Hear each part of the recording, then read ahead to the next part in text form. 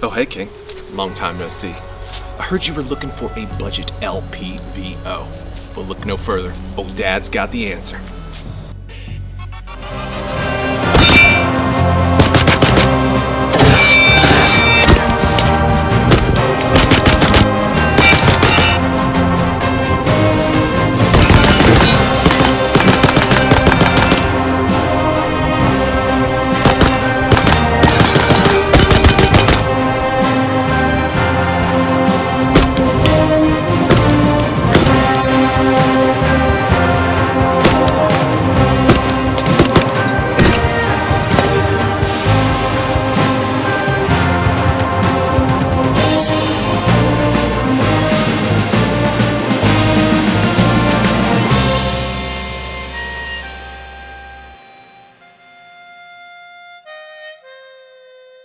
Now guys, I gotta talk about my homies, my friends here of the channel, Badlands Munitions. Based right out of Arizona here in the US of A. No foreign manufacturing here. They make quality 5.56 for plinking, match ammo, hunting, and self-defense. They make 9mm for all the same reasons. Whether you're shooting a match, whether you're shooting for self-defense, or you're just wanting to plink some steel with the homies, Badlands Munitions has you covered. With code 110SAS, guys, you get 10% off. 10% off your entire ammo purchase and some of the accessories available on that website. Guys, it's a small business, small batch ammunition with super high quality control. You can't ask for much more than that. It's made in the USA with USA made components. And any chance I get, I'm gonna plug a homie small business. So check them out and get that 10% off you deserve, King. JD's Anna Lettleman, welcome back to the final entry in budget LPVO Battle Royale. Guys, we have gathered the very best of the best when it comes to budget tier LPVOs. All optics here in the lineup had to be right at that $500 mark. We have gathered Sig Sauer, Vortex, Griffin Armament, Swampfox, Primary Arms, and Arken optics. All of these optics are going head to head, and only one can come out on top. This has been such a fun and exciting series, and it's getting ready to close. It's coming to an end soon. I promise, Kings. Next weekend, the finale will drop. But it is imperative that you watch each one of these so you guys get a better understanding of what we are doing here. So, today's episode is going to be on the Swampfox. The Swampfox 1 to 10 power magnification. A very interesting name, I'm not gonna lie, Swampfox. I don't know exactly what that is. It kind of sounds almost like a derogatory term in a sense. I have no idea, but here it is, guys. A 1 to 10 power magnification, 30mm tube. So Swampfox has kind of been around for a hot minute, and all they really make are kind of just budget optics, if you will. I think they even have red dot sights, and they have tons of different regular scopes as well. Medium power variable optics, low power, you name it, they make it. Now, again, they've been around for a hot minute, and they're very popular amongst the budget tier kind of optics, if you will. In that space, you see a lot of people kind of say some good stuff about it. So, of course, I had to add it to the list to see what it's all about.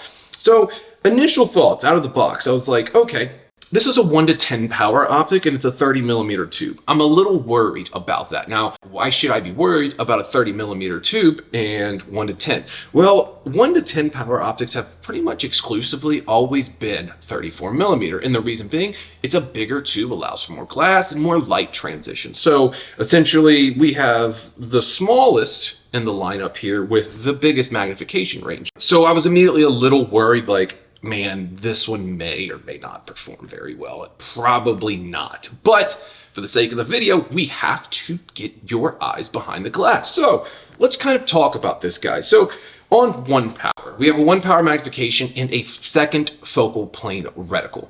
With the second focal plane, essentially, your reticle is never going to change size. All throughout your magnification, whether you're on 1, 2, 3, 4, 5, 6, 7, 8, 9, or 10, that reticle will always be the same size. What's nice about the second focal plane is because of how these optics are made, it does give us a little bit more flat of a sight picture. And on the 1 power, we kind of see that a little bit. For a 30mm tube, it doesn't do too bad. I think we have a very decent field of view. It's sizable, not to mention it's relatively flat of a 1 power eye box. I wouldn't say it's like looking out your back door glass. I couldn't say that at all, but it's definitely not the worst I have ever seen. There's just a touch of fisheye, and I feel like it does impede just a little bit around that edge on 1 power magnification. It's still pretty solid. I can use it with both eyes open, crank up the illumination, and I can kind of use it as a red dot. So it's not the worst in the series, but it's definitely not the best. It's kind of just right there in the middle as far as that goes. Now, let's crank this thing up. When we talk about the 10 power magnification, you guys notice here how dark it gets. I must say that unfortunately, the optic does get very dark around that 10 power magnification. And unfortunately, all optics are doing that. It doesn't matter if you've paid $3,500 for an optic or you've paid $10 for an optic. At the max power magnification, they're always going to be darker than at their base, unless it's like some crazy space magic that I don't know about. Please DM me if you found that, because I want it. I wouldn't say that it's completely unusable. It's noticeably dark. And here's the thing. You can always back out your magnification if it gets too dark. But the problem with that is when you have a second focal plane reticle, if you back this out to like 8 power to get a little bit more light, your holds necessarily won't be accurate in your reticle. So essentially, when it comes to second focal plane, you zero your optic on the max power magnification, because max power is where you're going to use it when you need a specific and very precise point of aim, or you need to PID. All of your shots that you're going to take that are precision and you have built a stable shooting position, you're going to crank that all the way up to 10. Anything else, 0 to say 250, 300 yards, you probably should be using the 1 power if you are shooting kind of in a more dynamic situation. Just kind of running and gunning, not, put out your range mat, click out the bipod, put your bags up, and just go shoot. That is when you're going to use that max power magnification. Now, we have a decent, semi-generous field of view on 10 power. It doesn't feel like I'm looking like through a complete toilet paper roll. While it may not be super, super bright, it's still very usable. So it's not the end of the world. I enjoy the fact that it actually has 10 power magnification. Give me the extra option for all the zooms. I want all the zooms. Just kidding. I feel like 1 to 10 is kind of the perfect optic of just doing it all. A general purpose optic. From 0 yards all the way out to say 600 yards, I think a 1 to 10 has got you covered very, very well. Plenty of shooters are shooting well beyond 550, 600 yards with a 10 power optic. Heck, 3 to 9s. They did a lot of work over in the sandbox, and that's 1 less zoom. So like, way capable, right? I don't know. It is illuminated. The lume, it's pretty solid. You do have some night vision settings on here, but again, I don't really use an LPVO for night vision work. Some of you guys do. That's great, fantastic. If it works for you, heck yeah. You gotta crank that thing up though and get it like on a 193 height at least to get your optic behind your optic, and your nod is your other optic. So yeah, just to make that very clear. Me personally, I'm just gonna run a piggyback. I run a piggyback on top at 12 o'clock. That allows me to really get up there, get my nods behind the dot. It's gonna give me good, accurate hits out to 100 yards, some cases even more if I can, build a good, stable shooting position. And on top of that, it makes for a great backup iron sight as well. So I'm a big fan of that. I typically don't like looking through an LPVO. I don't know how many times I've tried, shot, and the recoil is pushing my optic into my eye, and I'm just like, ugh, like, that sucks. That's a bad day. You're gonna have a bad day. Maybe a black eye, maybe a bloody eye. I don't know, just a bad day, so not my thing. But the lume, it's sufficient. It's pretty bright. I will say that it's got this huge ring around it that, I don't know, it doesn't make a ton of sense for me. I don't need the massive ring. Just give me 1 center dot that's very, very bright. But some people do prefer that big like 32 MOA ring or the 64 MOA ring. So if you prefer that, heck yeah, this is going to be great for you. If you don't, it's not the end of the world because it's a very fine ring and it doesn't obstruct too much of your view. But then again, you have to fight with those little chevrons and hashes, and it's just like, man, like, whatever. Now let's talk about the turrets. The turrets here, they're actually really, really nice. I like these turrets a whole lot, and let me tell you why. So first, they are locking turrets. What does that mean? So they're exposed. You don't have a cap over top of it. The only thing protecting you from bumping these guys here is this locking mechanism. So if you go to zero your gun, all you need to do, pull up on whichever you're working with, whether it's elevation or your windage, pull up on that, dial in to wherever you think your zero is, and whatever you've, counted it to or whatever, and simply push it back home. It's locked. You cannot move it in that position.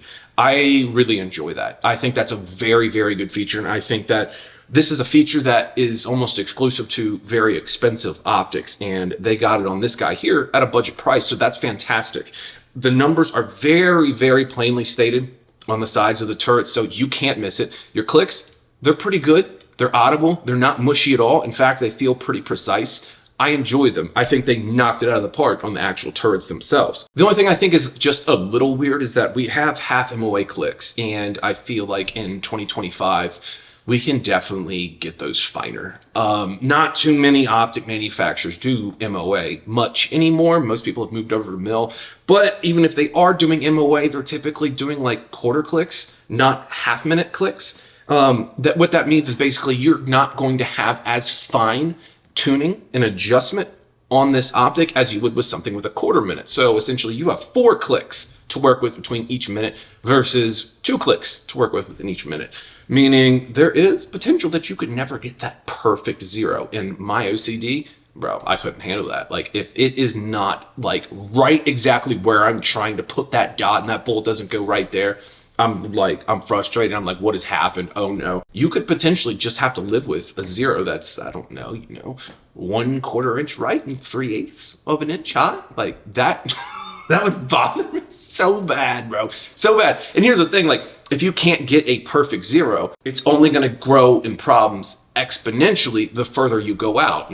Here's the thing. If you have a 0 at 100 yards, that's only a little bit off. If you go to shoot 600 yards, that whole bolt, there's a good chance you're going to miss. Like plain and simple, there's a good chance you're going to miss. Now, I'm not saying like this optic isn't going to get you perfectly 0 because it probably will. But, OCD me, it could potentially just like, ruin your day and have a super bad day. But the turrets, I think they did a great job on them. Very good feeling numbers, plainly written, good locking system on it. And the clicks are very mechanical, very precise, makes it intentional, not too tough. And they're also very audible, so I like that. Overall, I was kind of worried when I got this optic in first. I was worried like there's no chance. Like Swampfox, like, I don't know, bro. Like, I don't know anything about Swampfox, but it's kind of fun to say. Swampfox, what do you run on your optics, bro? Yeah, I wrote Swampfox, yeah. Anyway, so I was a little worried, strictly because of, honestly, the name. And it's nothing against that, like, it's kind of a cool name, but again, it's fun to say. Swampfox. Say it with me, Swampfox. I got Swampfox. Anyways, but I gotta say, it honestly kind of surprised me. It really did. So it's a pretty decent optic for that kind of money. And I think that, for the price, it's doing solid. It's doing very solid. But here's the thing. Is it the best budget LPVO on the market? We don't know yet because we haven't put them all head to head. Guys, all of these optics are going head to head. The next episode that you will see from 110 will be all of these going head to head. Eye box, sight pictures, side by side, direct comparisons to help you guys make the most educated purchase possible. And I'm going to be there to try and help you through that every single step of the way. And only one will come out on top as winner. So, JD's and Letterman, say it with me. Run your gun, not your mouth. We'll catch you next time.